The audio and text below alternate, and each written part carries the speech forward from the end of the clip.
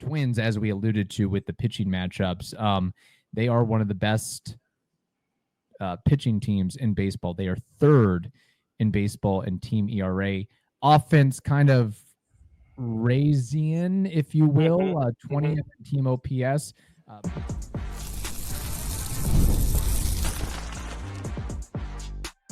You are Locked On Rays, your daily Tampa Bay Rays podcast. Part of the Locked On Podcast Network, your team every day. Welcome into Locked On Rays, your daily podcast covering everything Tampa Bay Rays. From game analysis to player interviews, we've got you covered with all the latest news and insights. My name is Kevin Weiss. I'm Ulysses Zambrano, bringing you expert analysis and passionate discussions about our beloved Rays. We're here to break down every play, every trade, and every milestone. In fact, this is our 7th season covering the Rays daily.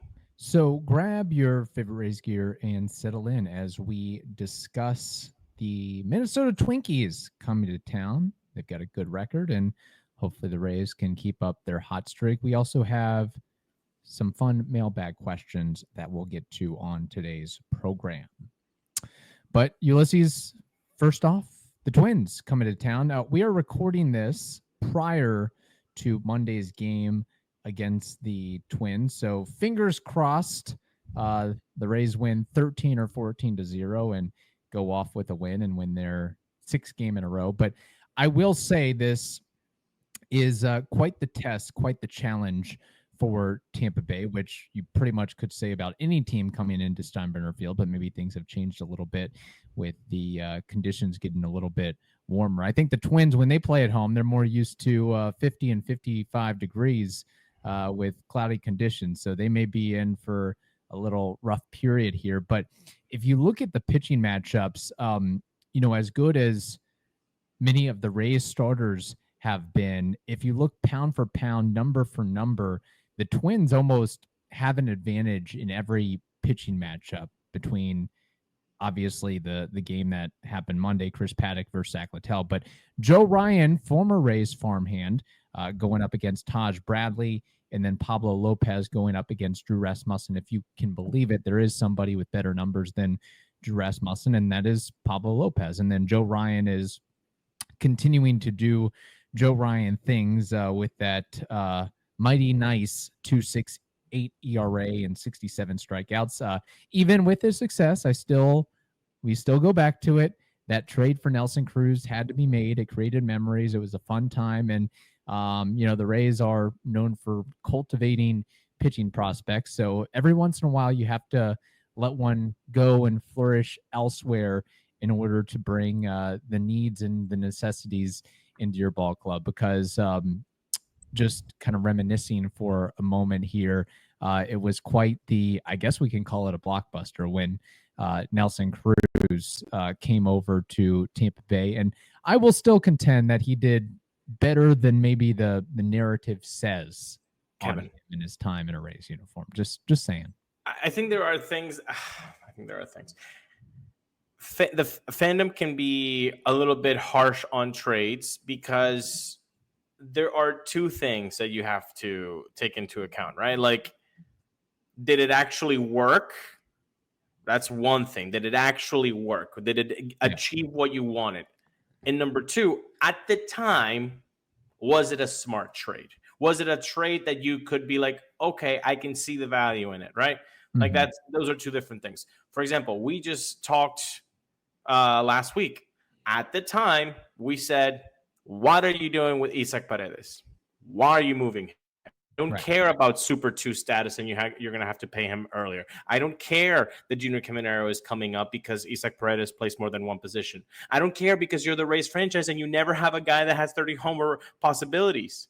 And I don't care that you made that trade with the idea out there that Isaac Paredes can't play at Steinbrenner Field because the trade predated all the hurricane issues. When the trade was made in late July of 2024, nobody knew that the Trop roof would be upended. I mean, the expectation, the thought was that Paredes would still be playing in Tropicana Field in 2025. So none of that. It's not like that move was made in December or January or something like that. Exactly. So, having said that, those are the two things. At the time of the Nelson Cruz trade, that had merit. It was an all-star. He was a veteran. He had pop. I think he Right. had like 19 home runs that season before he even got to the Rays. I think he popped like 11 with the Rays in a short stint. He even had a big home run in the playoffs with them. Yeah. So I think those are things that we need to evaluate as a fan base. Did it work out? Is completely different to should the trade have happened? Yes or no. They're two different kind of questions. And Regardless. plus the leadership to the Latin players that Nelson Cruz provided. It ultimately didn't work out with Wander Franco because he had so many issues to overcome. But I think there Right. were other players that also benefited from Cruz being in the clubhouse. Yeah, and which maybe came to a head in 2023 and 2024 when there wasn't the case with Nelson Cruz there already. But going back to Joe Ryan, yeah, he is a special talent, and that's what you have to give up when you want to have an all-star in the middle of July in your lineup. So good for Joe Ryan. That should be a fun young. I mean, Joe Ryan and Taj Bradley could have been teammates, in a rotation. It's kind of wild to know that, right? But hopefully it's a good one. But I'm really just excited about that Wednesday afternoon game. Unfortunately, it's in the afternoon. It's a 1:10 p.m. But Pablo Lopez against Drew Rasmussen, damn. Now, that should be under the lights because that's going to be a great matchup. Don't expect a lot of hits or a lot of runs. You might want to take the under on FanDuel for that one. But the Twins, as of this recording, are 29 and 23. It's like a new era for the AL Central at least. We always used to joke that the NL and AL Centrals were, easy competition. But now you have like four flamethrowers between the Tigers, the Guardians, the Twins, the Royals. Even though the Twins are 29 and 23, they are third in the division, and Tigers and Guardians are tops. The Twins, as we alluded to with the pitching matchups, they are one of the best pitching teams in baseball. They are third in baseball in team ERA. Offense kind of Raysian, if you will, 20th in team OPS. Byron Buxton, who is an amazing talent, recently hit the concussion list. I tell you what, if Byron Buxton just could stay healthy, we complain about, Brandon Lau and so many others getting injured, but Byron Buxton, if he could stay healthy for 120, 130 games at least at a clip, like he would be a no doubt Hall of Famer. But he just one way somehow he gets hurt and is not able to be on the field. And even as often as he gets hurt, the Twins were like, we don't care. We're still going to pay you. We're still going to give you, a 9-figure deal or whatever it was, because he provides so much value. I mean, he can play 90 games and be a 6'4" player. That's what we're dealing with. So I'm unsure, actually. I haven't read too closely into that, but if he'll be available or unavailable for the Rays series. But just for, being a baseball lover and a baseball fan, it would be kind of cool to see the Rays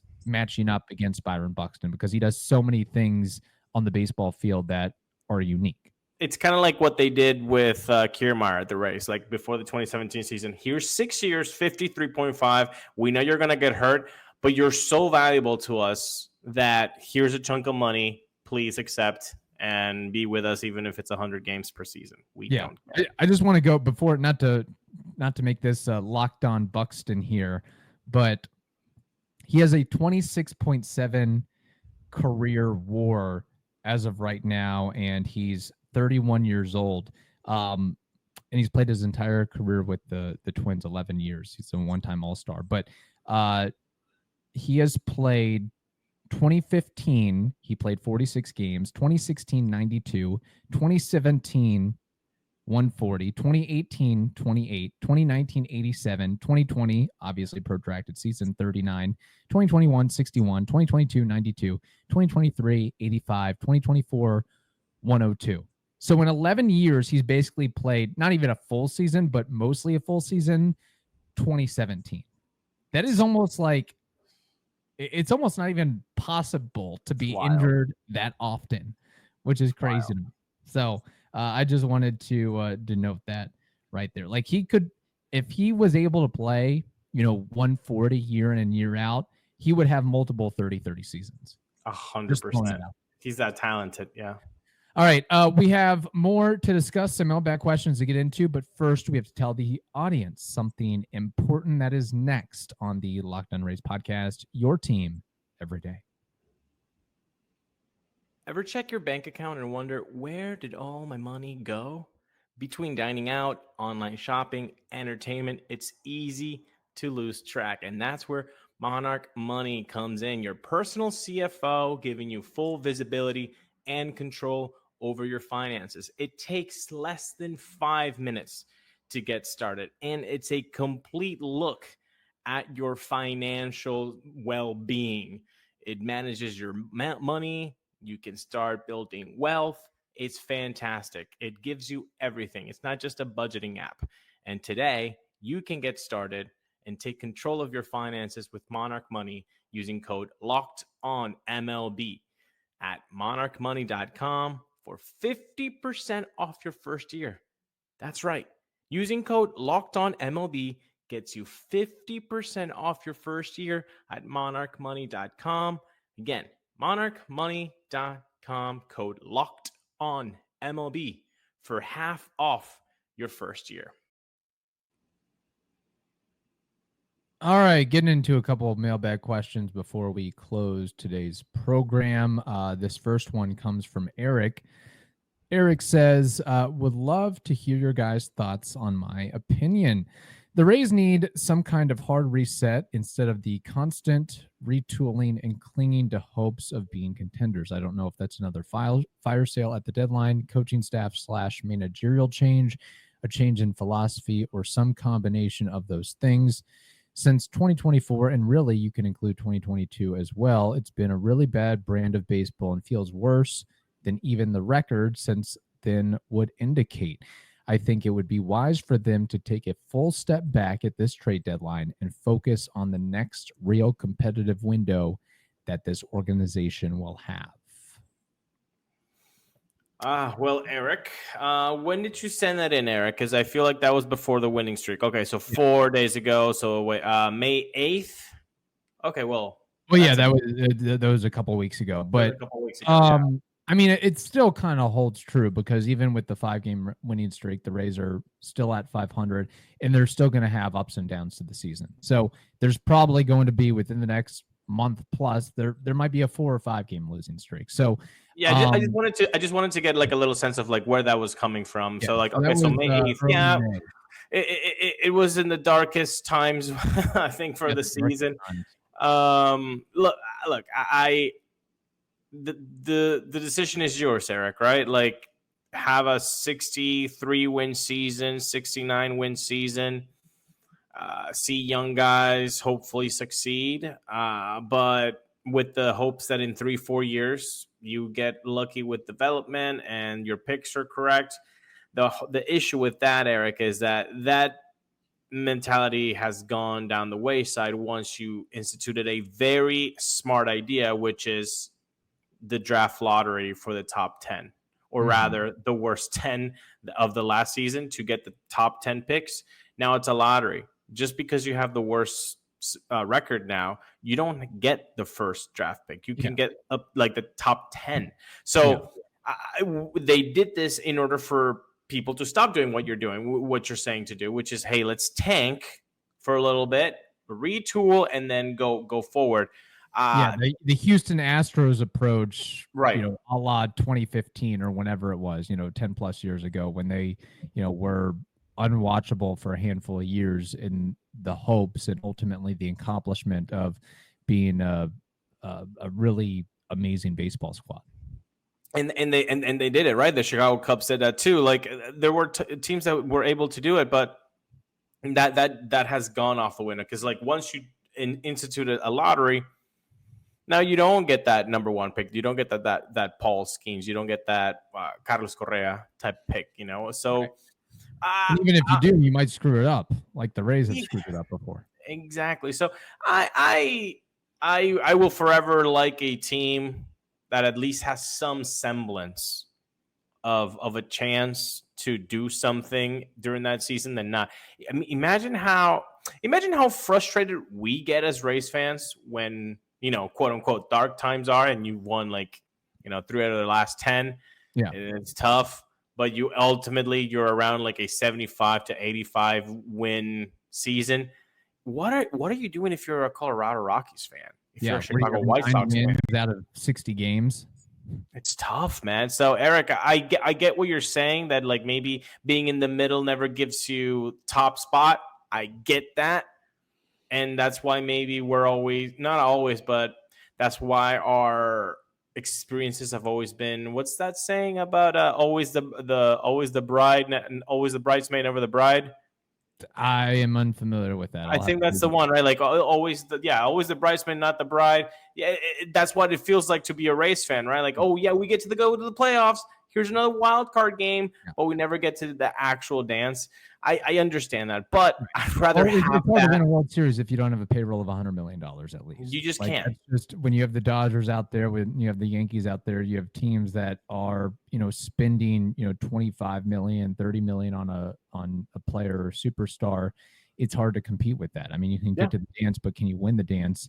It's really challenging with where the Rays payroll is, and when they have so many young players and new players on a roster, it's hard to build that camaraderie, chemistry, and guys who can thrive in those biggest moments. That's why Bryce Harper gets paid as much as he does. That's why Aaron Judge gets paid as much as he does. I mean, it's just the nature of the biz, if you will. So let me ask this, turning back to Eric's question.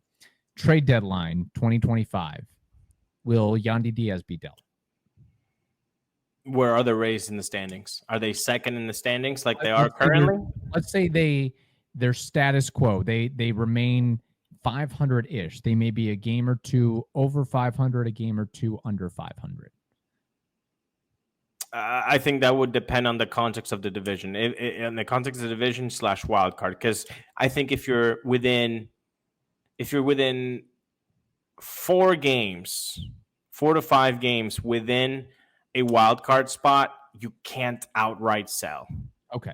You can't. So you don't see them. So no matter what, you don't see a fire sale coming. In other words, if the Rays are, quote unquote, in the hunt, they still wouldn't trade Yandy Diaz or Brandon Lau or Pete Fairbanks to make way for some of the young prospects. Not all of them. Not all of them. I see maybe one trade of that like that. Yeah, I could see a one trade like that. But I don't think it would be Bilao and Yandy. I could see more Yandy than Bilao. Yeah. And I could see Fairbanks more than anybody. Okay. Even more than like a Zach Littell? Or they'd kind of be even? Oh, I like that. I like that. So maybe the thought is, if the Rays are quote unquote in the hunt, one stalwart. Yeah. One big name will get dealt. One name that people will know. Yeah. It's going to get traded. The team, in some sort of way, but also get a prospect involved. I don't see how they don't deal one name that we all know. Yeah. Like, it would be very difficult. You would have to overtake the Yankees for that not to happen. One big name is going, people. Yeah. Now you choose the name that is. If it's Fairbanks, if it's Littell, if it's Yandy, or if it's Bilao. I think Bilao is the safest. Yeah, at this point, with the heater he's on, I would like Bilao to stick around and the power component at Steinbrenner Field. At Steinbrenner, you have to play that. You have to play that hand. Okay, it's your last chips, and you are sitting pretty with 2 kings. Right, you're going. Yeah. And Yandy really doesn't play a position anymore. He's DH only, and we could use that DH spot. So, and I'm sure there's many other teams that would be happy to have Yandy Diaz in their role. And you want to give some at-bats to some Curtis Mead? Oh, well, he's a righty bat. Oh, guess what? He could be the righty platoon for Bilao at second. Oh, guess what? He could be the righty platoon for Jonathan Aranda at first. Right. Yeah. Just things to consider. Let's just hope that if they do trade Yandy Diaz, they don't get bitten in the butt with a Longo type deal or a Paredes type deal. Whoever you get in return, make sure they're productive and helpful to the organization, unlike Chris Morel. All right, final mailbag question we'll get to from our buddy Argenis. Argenis says, hello, podcast. I'd like to hear what you think about something that didn't happen within the Rays recently, but in another corner of MLB.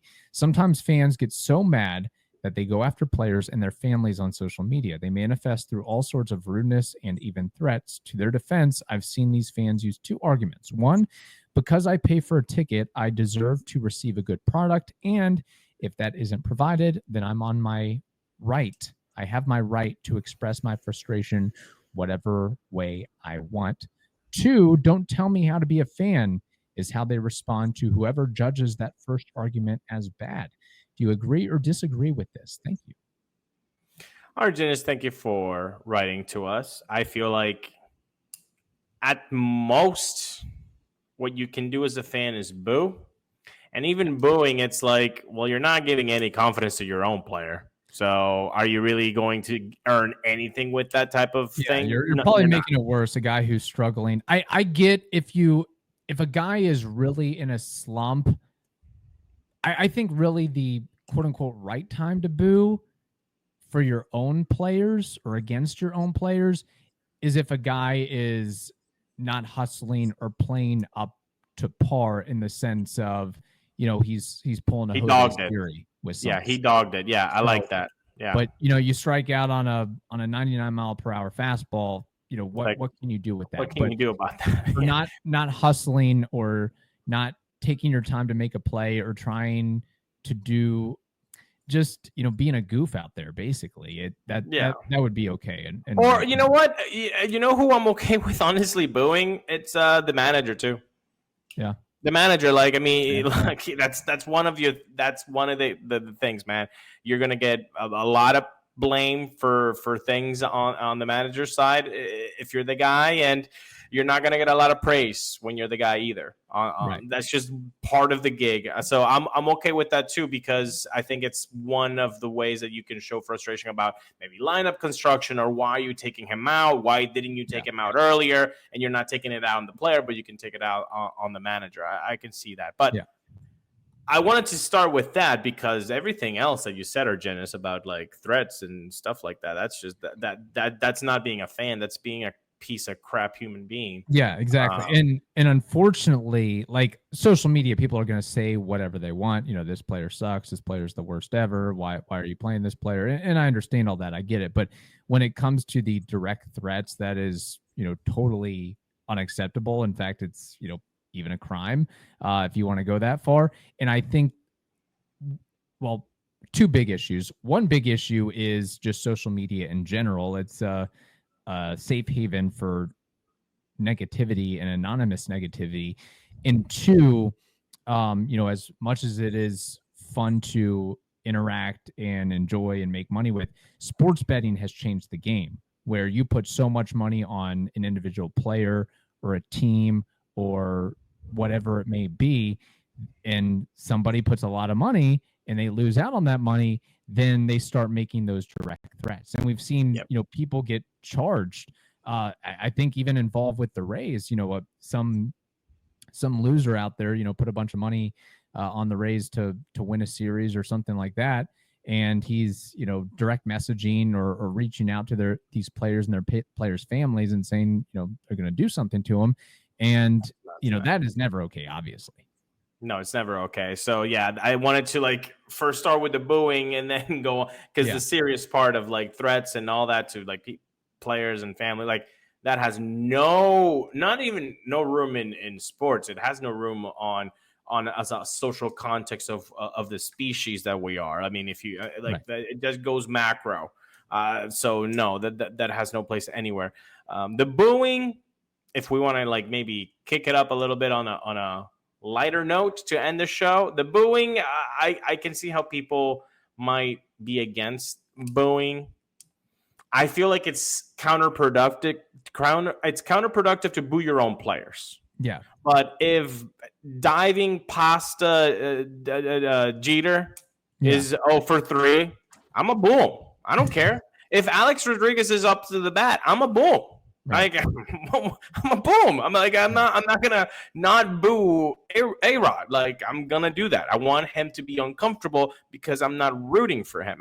So I don't know if maybe that's too of a big thing, but I think it's completely okay to boo opposing. No, I think it's totally fine to boo the opposing team. I think it gets a little bit granular when, talking about booing your own players and the guys that you're supposed to support. But I mean, it's counterproductive, really. When the Twins are up, we'll be booing them, Heck yeah, there you go. I like it. Monday. What do you expect out of this Monday evening game? The Rays will win 5-2. All right, 5-2. I can handle a 5-2 for my mental health. Okay, yeah, exactly. That'd be nice. All right. Just don't attack the players if you bet on them and you lose or something like that. Yeah. All right. In the meantime, thank you for making Locked On Rays your first listen today. For your second listen, check out the all-new Locked On MLB Game Night. Every game, every night, all season long. Get local analysis on a national scale. You can find MLB Game Night on Locked On MLB on YouTube or wherever you listen to those podcasts.